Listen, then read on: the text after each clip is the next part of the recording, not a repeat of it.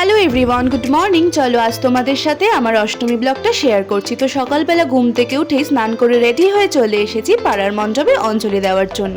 ভীষণ ভিড় ছিল, কিন্তু খুব সুন্দরভাবেই আমরা অঞ্জলিটা দিতে পেরেছিলাম। আর তারপরে বাড়ি ফিরে দুপুর নাগাদ বেরিয়েছিলাম বান্ধবীদের সাথে। এই সুন্দর শাড়িটা পরে গেছিলাম, কিন্তু দুপুরে আর কোনো রকম ভিডিও নেওয়া হয়নি। বিকেলে প্রথমে বেরিয়ে আইসক্রিমটা খেয়েছিলাম, আর এটা ছিল আমার অষ্টমীর রাতের আউটফিট। তারপরে সুন্দর এই লাইটগুলো দেখতে দেখতে হাঁটছিলাম, আর সামনেই দেখতে পাই ফুচকার গাড়িটা। ফুচকা দেখবো আর খাবো না, সেটা কি হয়? তো সেই জন্যই নিয়ে নিয়েছিলাম দই ফুচকা, ছিল ভীষণ সুন্দর। তোমাদের সঙ্গে আমার এখানের সুন্দর একটা প্রতিমা শেয়ার করে নিলাম।